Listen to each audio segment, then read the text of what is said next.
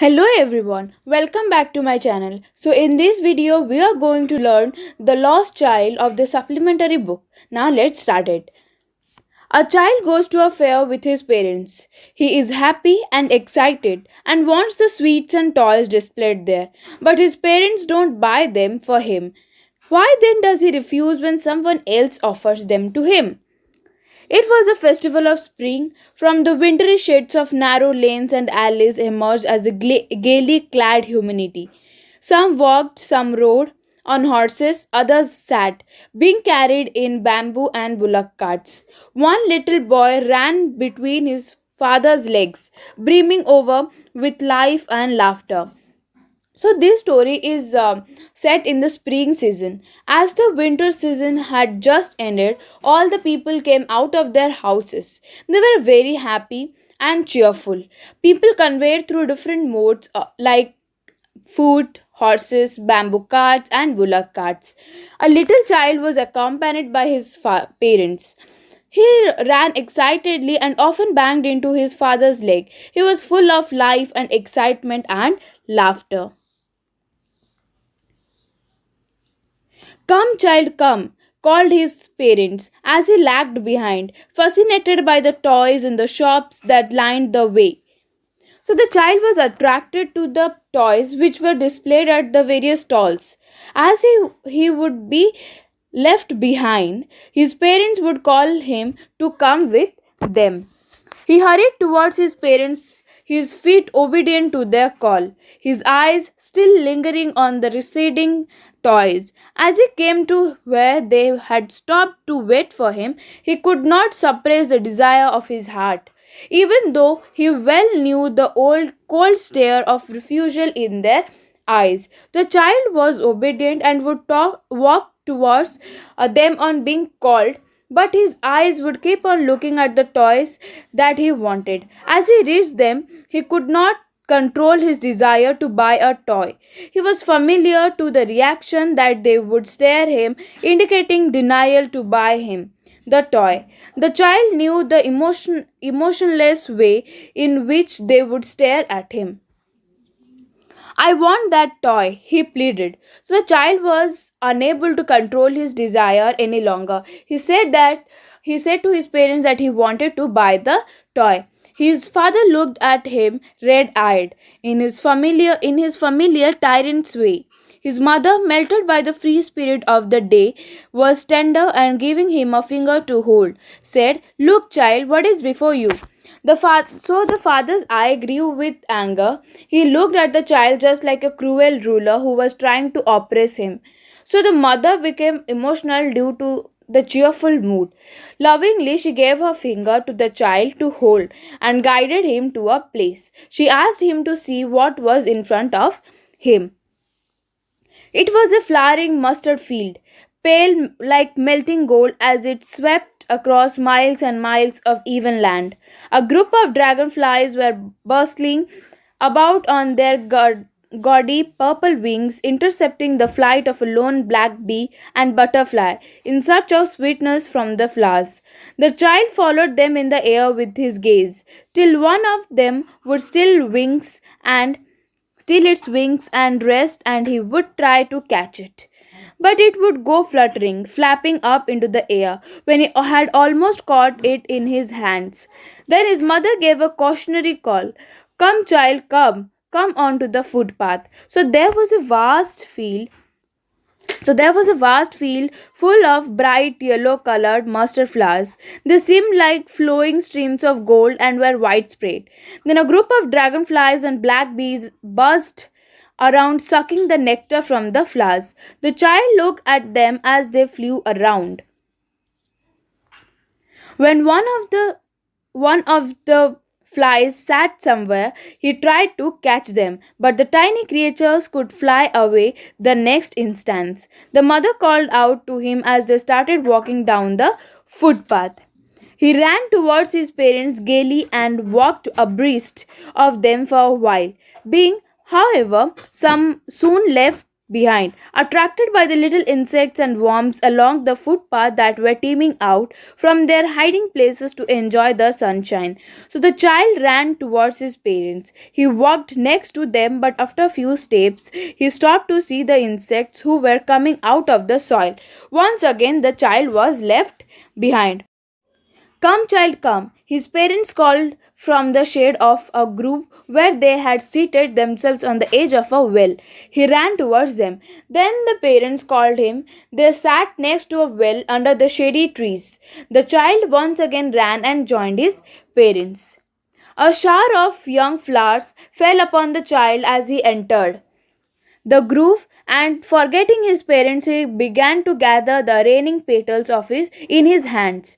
But lo, he heard the cooing of doves and ran towards his parents, shouting, "The dove, the dove!" The raining petals dropped from his forgotten hands.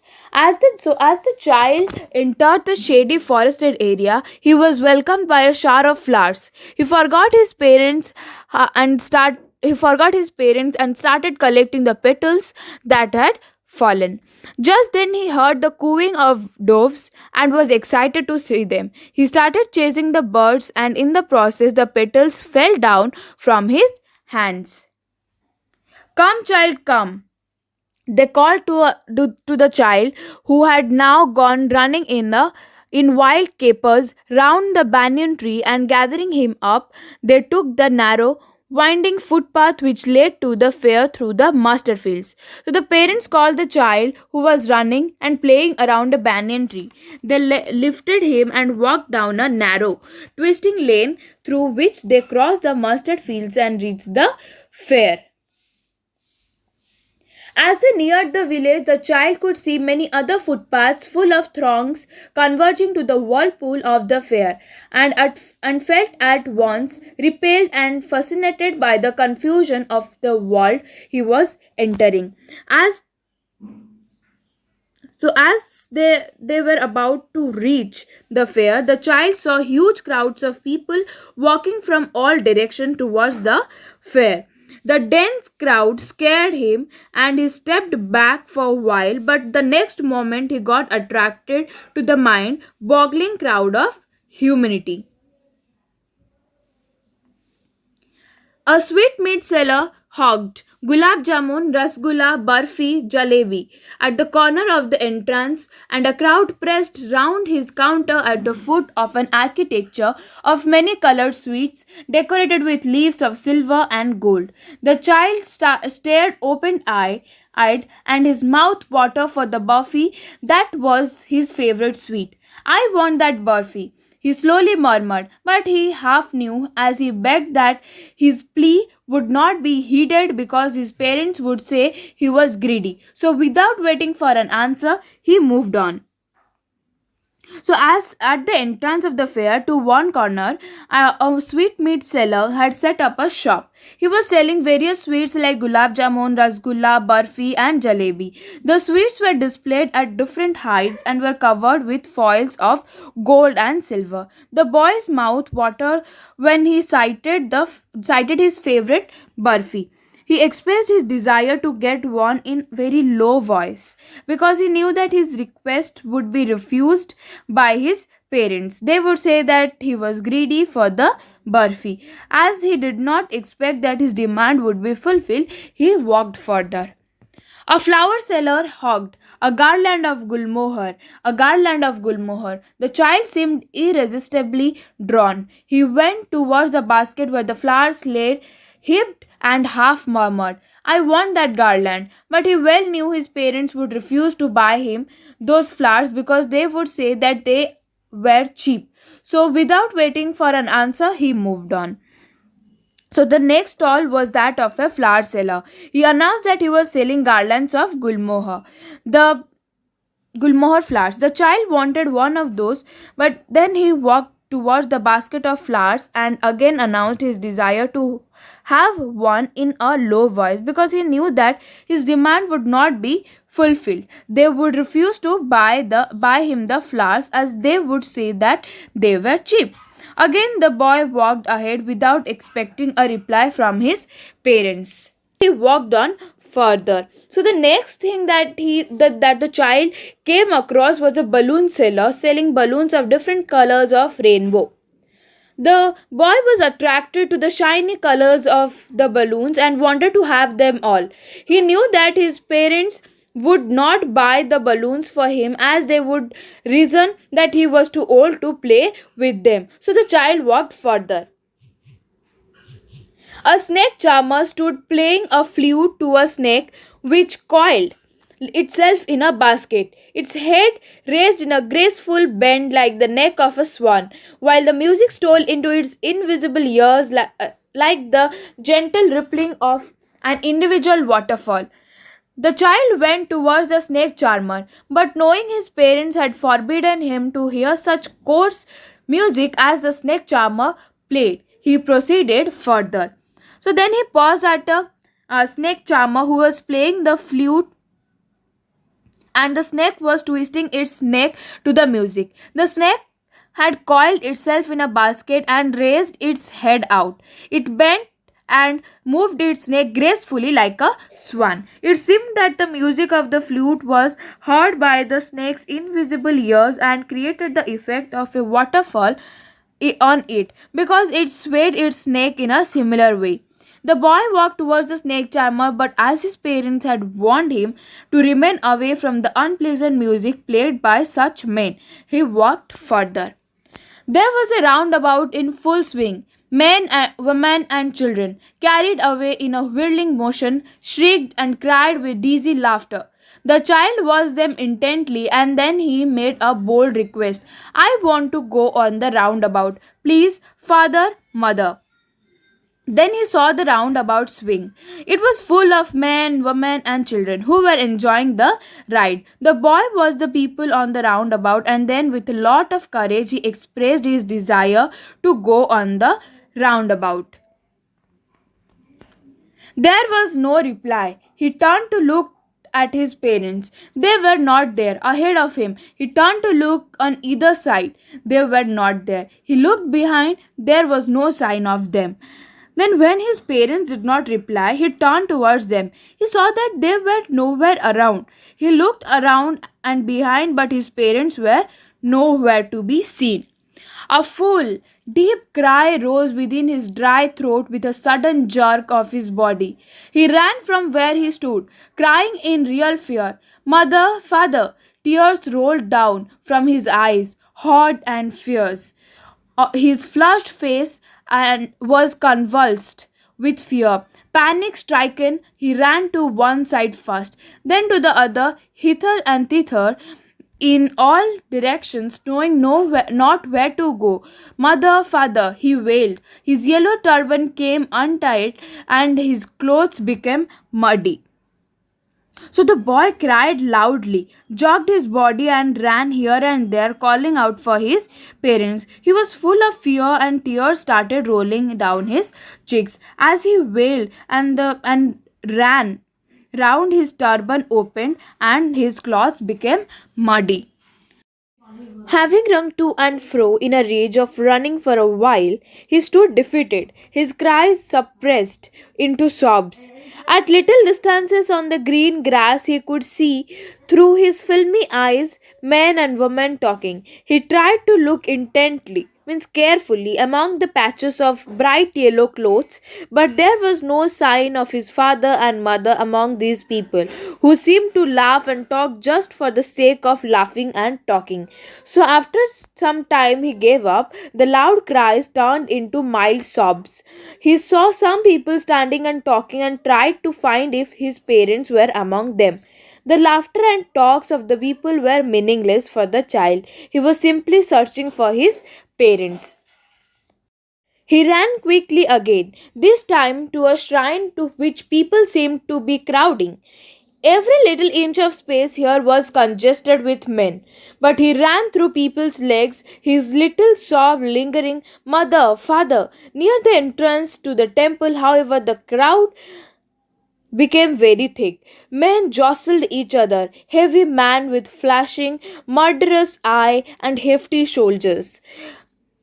The poor child struggled to thrust a way between their feet, but knocked to and fro by their brutal movements. He might have been trampled underfoot, and had he not shrieked at the highest pitch of the voice, "Father, mother!" A man in the surging crowd heard his cry and stooping with great difficulty, lifted him up in his arms. So the boy ran towards a temple which was crowded with people. He ran through the legs of men, calling out for his parents. The crowd was pushing each other as he neared the entrance of the temple. The boy got scared of huge strong men who stared people with their murderous eyes and pushed them with their strong and big shoulders. The boy could have been crushed under feet of the men, and had his cries not been heard by a man in the crowd. So, how did you get here, child? Whose baby are you? The man asked as he steered clear of the mass. The child wept more bitterly than ever now and only cried, "I want my mother, I want my father." As the man got the child out of the crowd, he asked him how he had reached there and what were his parents' name. The boy cried even more and repeated that he wanted to go to his parents. The man tried to soothe him by taking to the roundabout. "Will you have a ride on the horse?" he gently asked as he approached the ring. The child's throat tore into a thousand shrill sobs, and he only shouted, "I want my mother, I want my father." So the man tried to relax the child by taking him to the roundabout swing. He offered him a ride, but the child screamed and wept loudly that he wanted his parents. The man headed towards the place where the snake charmer still played on the flute to swaying cobra. "Listen to that nice music, child," he pleaded. But the child shut his ears with his fingers and shouted his double-pitched strain, "I want my mother, I want my father." The man took him near the balloons, thinking the bright colors of the balloons would distract the child's attention and quieten him. "Would you like a rainbow colored balloon?"